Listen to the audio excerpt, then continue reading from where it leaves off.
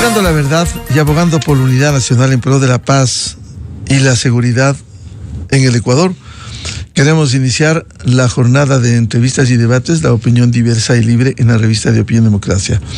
Saludar al doctor Daniel Pontón, analista experto en temas de seguridad, catedrático en la Universidad de Posgrado IAEN. Lo invitamos para analizar quizás este círculo vicioso en el país. A los meses se vuelve a producir una nueva masacre en la penitenciaría del Litoral. 17 muertos, más de una docena de heridos. ¿Qué pasó con el sistema penitenciario? ¿Qué pasó con los controles con esta nueva acción? Doctor Pontón, muy buen día.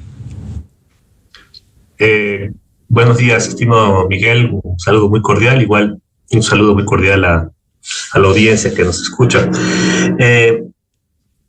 Yo meses atrás, porque este mismo programa yo lo había sostenido, yo creo que estamos a las puertas de una nueva crisis. Lastimosamente, el tiempo parecería que me ha dado la razón, porque lo que pasó ayer ya es una masacre de proporciones, ¿no? Estamos hablando de 17 personas fallecidas en el lugar donde realmente se han dado los mayores epicentros de violencia, que es la penitenciaría del Litoral. Personalmente yo creo que las condiciones para esa crisis estaban dadas. En la práctica yo no creo que ha cambiado mucho el sistema penitenciario, salvo las acciones que el gobierno desplegó a inicios de este año respecto a la novedosa militarización de las cárceles, que de alguna otra forma generaron una especie de tregua o de aplacamiento del problema del conflicto penitenciario, pero lo que en efectos prácticos lo que se logró fue un efecto suspensorio de ese conflicto. La militarización en sí es una demostración de que la crisis se permanece, pero claro, como todos estos efectos suspensorios, tipo analgésicos en términos médicos, tiende a desaparecer a medida que esta medida empieza a perder fuerza. Y volvemos a tener los mismos problemas de siempre, ¿no? Y las mismas interrogantes. O sea, yo sostengo, más allá de la motivación, porque bueno, hay mucha especulación respecto a eso, se habla de la típica disputa entre tres facciones de bandas criminales que hasta ahorita habían permanecido desconocidas, ¿no? En el argot, digamos, criminal y la opinión pública, digamos. Estas bandas criminales, un poco la pregunta que uno se hace es cómo accedieron a este tipo de situaciones, por ejemplo, el acceso a las armas de fuego y toda la red de corrupción que se genera alrededor del tipo de las masacres y se revela alrededor de las masacres, ¿no? Creo que ese es el punto neurálgico donde estamos viviendo, es un círculo vicioso, como usted lo había dicho. Y el problema es que me parece que yo lo he sostenido, lo que vivimos es que no existe una salida al problema carcelario. O sea, no existe en sí en el imaginario de la gestión pública, por lo menos una salida de largo plazo, ¿no? Me parece que esto no está conectado con una estrategia de largo plazo en materia de seguridad. Por lo tanto, lo que vemos son acciones repetidas que al final de cuentas los resultados siguen siendo los mismos, ¿no? Y eso me parece que, dado que no veo una capacidad de maniobra distinta por parte del gobierno, pero un proceso tan complejo con el que vivimos, ¿no? Apagones, el tema económico, la crisis de seguridad en las calles en general, las cárceles sean ahorita una prioridad para el gobierno. Por lo tanto, el escenario me parece que es un poco adverso, ¿no? Posiblemente este tipo de violencia volvamos a tenerlas en el corto plazo. Y eso, lastimosamente, creo que es una tragedia que no lo podemos evitar, ¿no? No podemos resolver, ¿no? Doctor Daniel Pontón, ¿no se tiene entendido que el principal responsable en el control de las cárceles es el SNAI? Fuerzas Armadas y Policía han venido dando un soporte, un control externo, pero ¿qué pasa con el sistema penitenciario al interior, en el control al interior de las cárceles? ¿Cómo se puede admitir que de nuevo se hace la requisa, se limpia, se levantan los pisos, se encuentra droga, todo? Se entendía que estaba limpio. ¿Cómo vuelve a pasar las armas para que precisamente se produzcan los 17 muertos. O sea, ¿cómo entender? ¿Qué pasa con el sistema penitenciario? ¿Sigue débil? ¿Qué está ocurriendo? Por supuesto que sigue débil. Usted, a ver, empecemos por el epicentro donde se dio esta masacre. Yo creo que la penitenciaría electoral sigue siendo un lugar poco apto para garantizar las condiciones de seguridad distintas del personal de los PPLs, ¿no? Eso es un tema fundamental. Yo creo que ha sido la cárcel más violenta del país de la historia y no sé si de Latinoamérica y del mundo. En una ciudad muy marcada por el conflicto de las bandas criminales, etcétera, yo creo que la discusión sobre si la infraestructura de la penitenciaria sigue siendo idónea para garantizar una correcta gestión penitenciaria es una pregunta fundamental, porque me parecería que ahí se hace necesario pensar ya en otro tipo de estrategia, otro tipo de modelo penitenciario, otro tipo de infraestructura penitenciaria. El presidente, el gobierno actual se ha planteado la realización de dos nuevas cárceles, tengo entendido que ya está en construcción, pero en definitiva eso no te va a solucionar el problema mayor de las cárceles, porque estamos hablando de cárceles de relativamente pequeña cobertura, 2.000, 1.500 personas creo que cada una de cada cárcel o menos, no sé. Y la penitenciaria es la cárcel que alberga cerca de, en capacidad, más de 5.000 PPLs. No sé actualmente la población real de la penitenciaria, estamos hablando de cerca de 8.000 o 9.000 personas que están ahí. Entonces ese me parece que es el problema. Yo lo que no he visto es una propuesta, un cambio de modelo.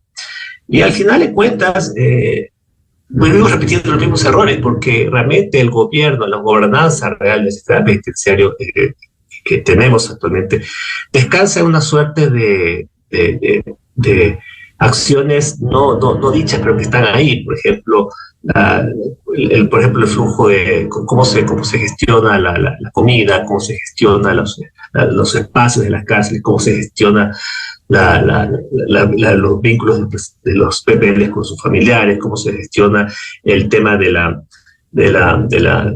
permiticidad de las comunicaciones, el tema de la corrupción que hay alrededor del ingreso de armas, etc. Ese tipo de situaciones que se han hecho prácticamente una especie de institución dentro del sistema penitenciario y las volvemos a repetir sin ningún tipo de capacidad de poner un punto de quiebre o distinto a ese escenario, y eso me parece que son los gérmenes del problema, ¿no? Sabemos que en las cárceles hay bandas criminales que viven ahí, por más que se busque que en ese espacio convivan, porque esa creo que ha sido la estrategia al tipo Bukele, ¿no? Que bandas penitenciarias vivan en un espacio para que aprendan a convivir.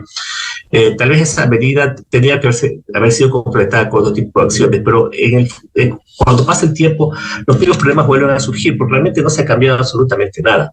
Y ese creo que es el gran trasfondo del problema. Y eso tiene que ver con los típicos problemas que estamos viviendo en otros temas de seguridad, ¿no? Por ejemplo, la falta de inversión, la falta de planificación de largo plazo, y una serie de situaciones que me parecería que ya son como elementos repetitivos, elementos constitutivos del cómo se está gestionando las cárceles. Y eso lastimosamente ha sido un fracaso total, ¿no? Eso yo no veo que hay un cambio. Muchas personas que trabajan estos temas y que denuncian situaciones anómalas del sistema penitenciario lo conocen. Y lastimosamente los resultados son este tipo de muertes, de masacres, en un contexto donde la violencia se posicionó en el centro de operaciones del crimen, ¿no?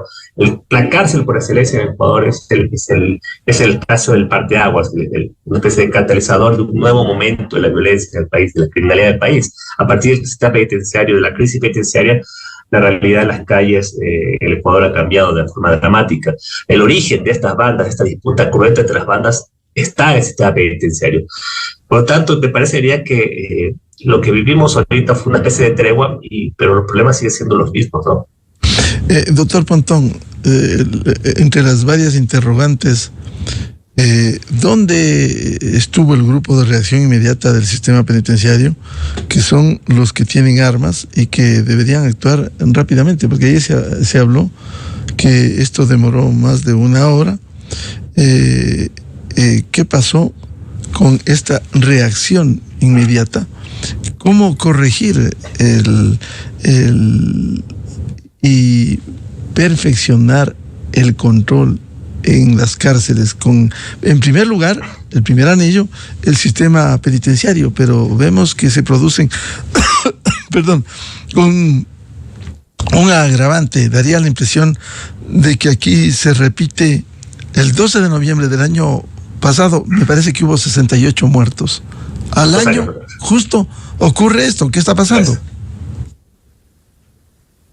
Sí, bueno, las fechas coincidas, fue hace 3 años, perdón, donde se dio la segunda mayor, o tercera mayor masacre del 2021. Sí, una de las cosas que se había planteado en su momento, cuando ya la crisis empezó, era por qué el Ecuador no tenía un modelo de gestión de crisis y de reacción oportuna a los conflictos, digamos, desarrollados. O sea, fue el problema, y ahí un poco se trató de hacer un inventario de qué es lo que estaba fallando, ¿no? La coordinación interinstitucional, las capacidades, ¿no? La capacidad de producción de inteligencia. Yo entendería que una de las cosas que se logró este año, a partir de enero, fue que ese modelo se mejoró, ¿no? De hecho, tuvimos ciertas alertas de rebrotes de violencia que en su momento, no recuerdo las fechas exactamente, pudieron ser repelidas por Fuerzas Armadas de manera oportuna, ¿no? Porque el problema es que, bueno, hubo rebrotes de violencia, pero eso no calaron en masacres mayores, ¿no? Me parece que ya el número de muertos en este momento demuestra que esa estrategia, me parecería que volvió a fracasar. Tal vez justamente porque algo de esa estrategia empieza a ser ya repetitivo. Lastimosamente eso es así, ¿no? En el mundo de la seguridad, cuando uno adapta una estrategia 5 o 6 veces, uno tiene que ser supremamente sincero y generar mecanismos de evaluación para saber si esa estrategia en el futuro va a servir o no. Tal vez lo que está pasando ahorita es que el modelo con el cual se atacó ese problema ya empezó a ser obsoleto, y los grupos criminales, que en este sentido tienen mucha capacidad de resiliencia a los factores que el Estado pone como mecanismos de contención, supo sacar provecho de esa ausencia, ¿no? Me parecería que sería un elemento interesante para determinar qué pasó, ¿no? Pero yo creo que eso al final siempre va a ser una especie de parche, ¿no? Es necesario, no digo que no, yo creo que es fundamental la estrategia de gestión de crisis y de reacción oportuna. En este caso creo que el cual necesita desarrollar permanentemente y evaluar permanentemente si esa estrategia está siendo adecuada. Pero al final siempre va a ser una posición reactiva frente a los problemas que están dándose en el sistema penitenciario. Y la situación es cómo esto puede adaptarse a un contexto que es muy adverso, ¿no? Yo lastimosamente no veo que la política de gestión penitenciaria del país y de rehabilitación social tienda a generar los elementos o las condiciones para que este tipo de masacres tienda a desaparecer en el futuro, este tipo de problemáticas tiende a desaparecer en el futuro. Entonces lo que vamos a tener, ¿no? Son varias apuestas de los gobiernos a este tipo de crisis que lastimosamente son sobrepasadas por las circunstancias o por los hechos, ¿no? Y yo creo que sí que dado cómo se están dando las condiciones actuales del sistema penitenciario, muy probablemente en el futuro volvamos a tener un escenario de violencia parecido, ¿no? Daría la impresión que hay un control intermitente y relativo, porque periódicamente vuelven a suceder estos hechos. Ahora, dentro de las acciones, ya esto escuchamos en el gobierno anterior que tampoco pudo implementar. ¿Qué pasó con los escáneres? Si entran camiones con comida, etcétera, hacerlo manualmente, esto no termina nunca. ¿Cuándo instalan los escáneres que no han podido hacerlo a plenitud, doctor Pontón? Sí, yo creo que es la gran pregunta que usted se hace, Miguel. Yo no tengo respuesta frente a eso, porque uno ya sabe que eso, si bien es cierto, eso no es la única solución, porque hay gente que dice, bueno, esto va más allá de tener tecnología, escáneres, etcétera. Esto ya traspasa el tema, ya estamos hablando de verdaderas mafias muy organizadas, con verdaderos tentáculos en el narcotráfico, y que tienen acceso a diversas, elementos como armamento de grueso calibre, etcétera. O sea, hemos creado un monstruo que que de pronto nunca supimos controlar, ¿no? Y eso lastimosamente es el problema. El sistema penitenciario pulula en mantener como en cautiverio un monstruo que de pronto cualquier momento se levanta y nos come y nos vence, y eso lastimosamente no puede permitir que un país piense en la gestión del sistema penitenciario así. Pero frente a su pregunta, yo creo que el problema de la seguridad de este país es que pulula en el marco de una serie de interrogantes que al parecer son relativamente es relativamente simple resolver, ¿no? Y que lastimosamente vuelvemos a caer que este tipo, que sí huele a pulular este tipo de situaciones. Y no solo en el tema carcelario, ¿no? Vamos en el tema del narcotráfico, ¿no?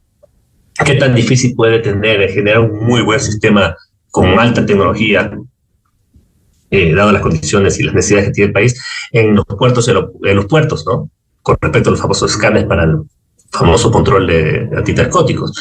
Sin embargo, ha pasado ya varios gobiernos, el sistema sigue siendo obsoleto, sigue siendo fragmentado, manejado a la paciencia de la discrecionalidad de los puertos privados. Nunca hay un punto de corrección. Y esas son las cosas que a veces uno no se logra resolver, porque, claro, estos son hitos importantes, ¿no? Si uno puede lograr resolver esto con esta tecnología y puede generar un buen sistema de control tecnológico, uno puede avanzar en esto, pero lastimosamente eso no pasa. Y es porque el sistema penitenciario, la gestión del sistema penitenciario está pensado justamente en hacer lo que se puede y no lo que se debe, ¿no? Ese es el problema. El gobierno... En este contexto, doctor Pontón, ¿cuánto va a contribuir la instalación de 2 nuevas cárceles que se está construyendo? Bueno, esa es una gran pregunta, ¿no? Porque ¿qué nos deberíamos hacer? O sea, ¿por qué estas 2 nuevas cárceles? ¿Cuál es el aporte, no? Bueno, se habla de cárceles de máxima seguridad, ¿no? Un poco el modelo que un poco imperó en la idea, porque así somos los latinoamericanos, un poco nos dejamos llevar por lo que se importa, lo que está. El modelo de El Salvador, ¿no? Es la idea de tener cárceles súper resguardadas y seguras. Un poco la infraestructura, tengo entendido que son cárceles, no recuerdo bien, pero no pasan de las 1.000 personas. O sea, en total podríamos albergar cerca de 2.000 personas en esas cárceles, tanto en la que está Santa Elena como en la que se está construyendo en el Oriente. Se está hablando de cárceles de máxima seguridad, un poco pensando en esta contención de estos famosos objetivos de alto valor, estos cabecillas que constituyen en verdaderos, donde se dan las órdenes para que todo el problema criminal del país se esté dando y por eso evitar que se salvaguarde este tipo de cosas. Yo creo que al final de cuentas, la gran interrogante es cómo se va a administrar estas cárceles, porque al final es el mismo Estado el que va a generar la administración de estas cárceles, y posiblemente los primeros meses, años de cuando se inauguran estas cárceles podremos tener algún tipo de resultado interesante respecto a la capacidad del modelo de gestión, pero al parecer me parece que dadas las circunstancias como se manejaba el sistema penitenciario, esas cárceles en el corto plazo o mediano plazo, una vez que se inauguren, van a volver a caer en los mismos problemas generales del sistema penitenciario, ¿no? Porque al final el sistema sigue siendo el mismo, ¿no? O sea, estas nuevas cárceles no me permiten pensar que se va a inaugurar un nuevo sistema de gestión penitenciaria, porque no me parece que estén dadas las condiciones para que suceda, porque si volvimos a repetir los mismos problemas, ¿no? Esas cárceles van a demandar comida, van a demandar servicios de vigilancia electrónica, van a demandar los mismos servicios que el sistema penitenciario en general genera, ¿no? O demanda, y ahí es donde están los vicios de corrupción, ¿no? Y esta gente se le ingenia, ¿no? Y tal vez el caso de La Roca es el caso más interesante, ¿no? Porque La Roca también, por más que se hable de máxima seguridad, por más que hable de aislamiento permanente de los PPLs en el día, ya se han dado hechos que a veces uno se pregunta por qué se dio eso ahí. Estamos hablando de drones, ¿no? Se han explotado los techos, etc. Entonces, eso puede ser una imagen de cómo podría ser el futuro de este asunto. Yo personalmente creo que esta infraestructura es necesaria, pero hay que pensar también que por eso el sistema penitenciario queda un poco aislado, ¿sí? O por fuera de este tipo de visión. Y cómo esto también se adapta a un modelo de gestión distinto del sistema penitenciario, donde el SNAI es el actor protagónico. Y yo no veo que haya mayor intención por voluntad política para cambiar eso, ¿no? Ahora, siendo este un problema integral, doctor Pontón, el otro puntal constituye el sistema de justicia. Y vemos periódicamente que policía, Fuerzas Armadas, el bloque de seguridad, toman en flagrancia. Hubo un hecho aquí en Quito. Encontraron con el dinero a alguien que en el norte hizo explotar un cajero automático. Les encontraron y simplemente salieron libres porque no fue el abogado de la Defensoría Pública. Entonces, hay un trabajo de inteligencia, un trabajo que hace Fuerzas Armadas, que hace la policía, el bloque de seguridad, y rápidamente salen libres. ¿Cómo lograr ir acompañando desde la justicia algo que debiera funcionar adecuadamente? Pero eso demuestra que el sistema es disfuncional, ¿no? El sistema de justicia penal no solo lo genera las cárceles, ¿no? O sea, empieza por el trabajo de la policía. En ese caso yo creo que, por más que la policía y Fuerzas Armadas tengan fallas en su operatividad y haya elementos criticables en su acción, como todo, yo creo que pone el pecho a las balas, ¿no? Y al final hace una labor interesante, ¿no? Idónea frente al control delincuencial en el país. También tiene que ver con el trabajo de ahí. Se activa el trabajo, por ejemplo, el caso de la Fiscalía. Los verdaderos hechos de corrupción, el punto más flaco a veces, donde el sistema, digamos, el sistema de corrupción es una flaqueza para el tema de la gestión del sistema de seguridad del país, es la Fiscalía. Un fiscal comprado por la mafia dirime directamente sobre la realidad de un juicio. Lastimosamente, a veces los jueces tiene que hacer lastimosamente lo que las pruebas le presentan, y si no tiene elementos de jurisdicción plena no puede resolver. Eso quiere decir que también haya problemas ahí, ¿no? De toda índole. Pero si el sistema de justicia está fallando, en general ni hablar del sistema penitenciario, porque el sistema penitenciario, al final la pregunta es, cuando uno plantea la estrategia contra la impunidad, la idea es que el gobierno sea mucho más, el sistema en general sea mucho más eficiente, el famoso eficientismo, en la capacidad de juzgar, sobre todo, actividades criminales atroces, ¿no? Por ejemplo, asesinatos, secuestros, extorsiones, todo lo que las barbaridades que se oyen en el país. Que esa gente la gente que está detrás de todo esto tenga una sanción adecuada. Pero la pregunta que uno se hace es, ¿a dónde van a ir a parar esa gente?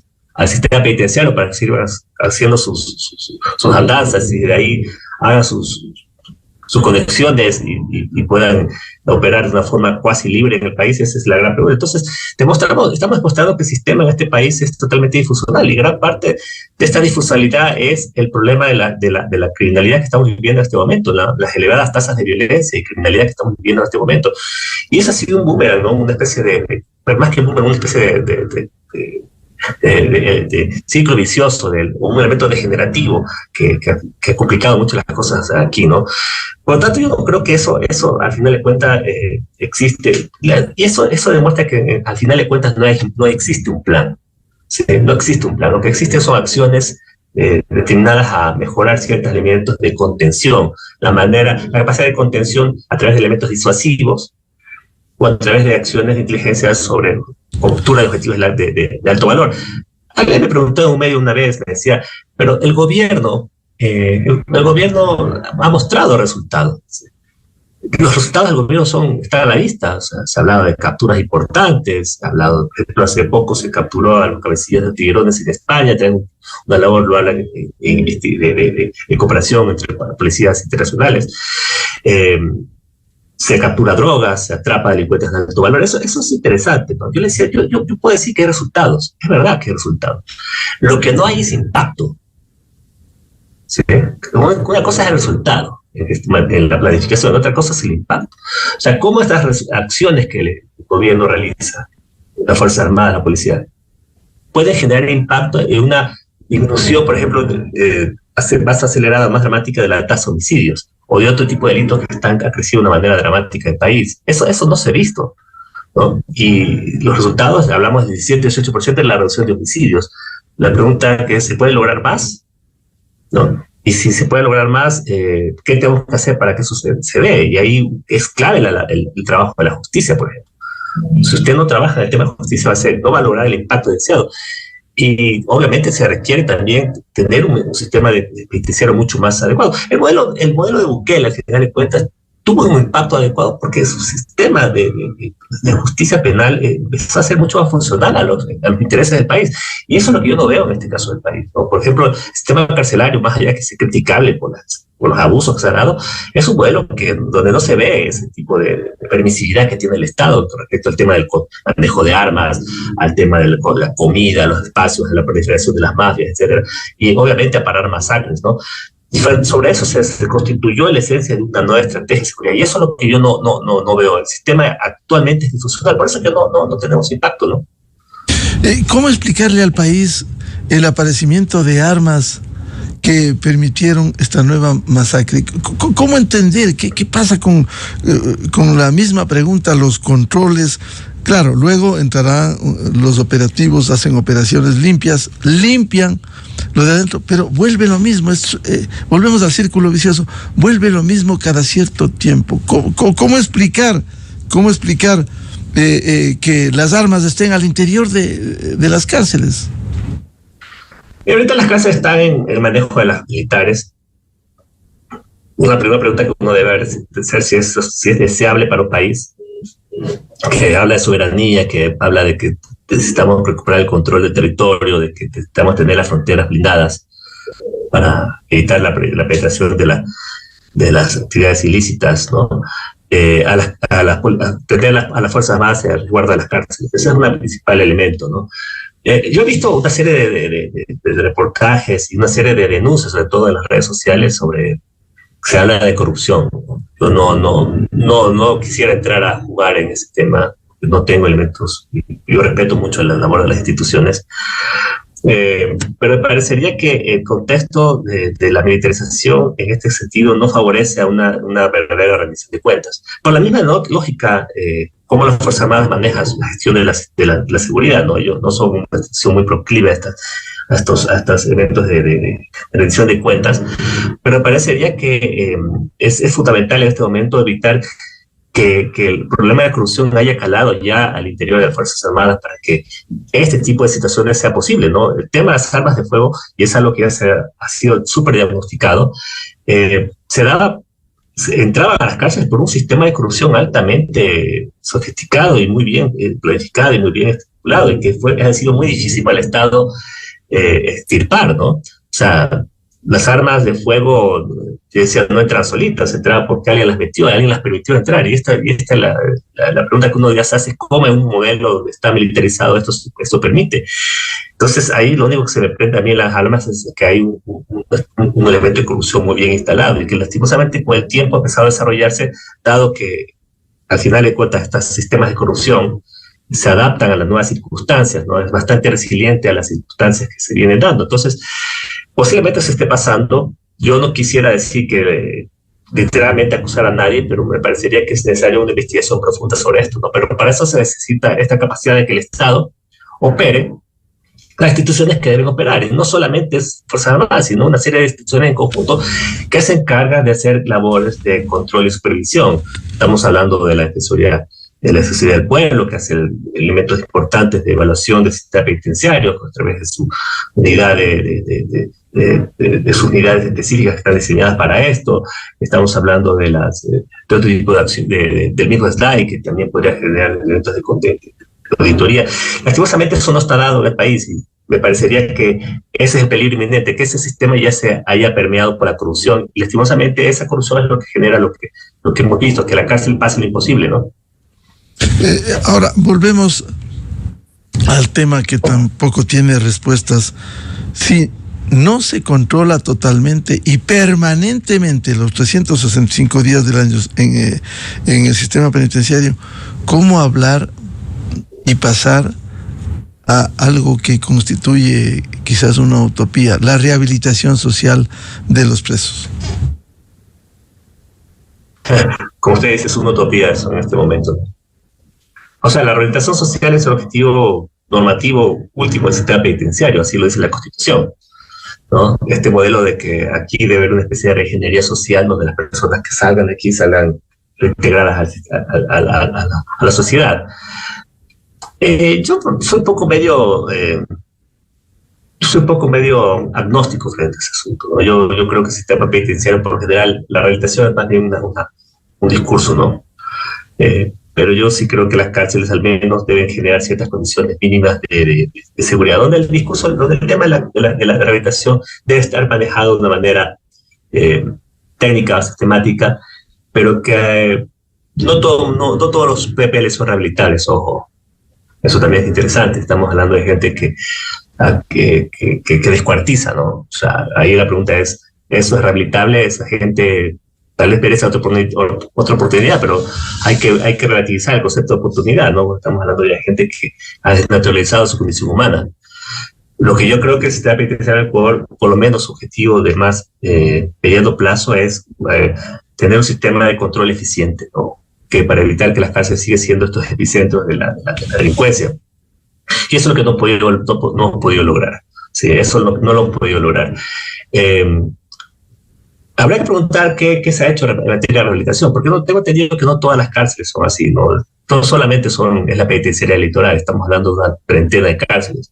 Tal vez hay cárceles donde haya modelos interesantes de rehabilitación. Tengo entendido que hay cárceles donde se manejan granjas, donde se hacen procesos de capacitación a las PPL. No todo es negativo, tal vez. Interesante sería que desde el mismo gobierno ese tipo de experiencias se revele para que vean que no todo es malo, ¿no? Tal vez el epicentro fundamental sea la penitenciaría. La pregunta es, ¿debe seguir sosteniendo la penitenciaría con una infraestructura carcelaria adecuada? Yo creo que la penitenciaría ya ha cumplido su ciclo, ¿no? Tiene que ser pensada como política de Estado, cerrar ese centro y buscar otro tipo de alternativas, tal vez con cárceles más pequeñas, de menor digamos, capacidad, pero que sean mucho más seguras y más aptas para el resguardo de los PPLs, y obviamente que se pueda cumplir ahí el ciclo de rehabilitación a las personas que obviamente lo requieren y lo merecen, ¿no? Finalmente volvemos a hablar de lo mismo, doctor Pontón, con esta última masacre de este martes. Ahora habrá que esperar hasta cuándo. Hoy están los controles, las requisas, y ¿hasta cuándo? ¿Hasta cuándo se recupera una fuerte y sólida institucionalidad? Cuando eso esté escrito en una acción de largo plazo, ¿no? Eso es lo único que nos va a permitir salir de este hueco. Y lastimosamente no lo hemos logrado. Hay también un tema que tiene que ver con el tema presupuestario, ¿no?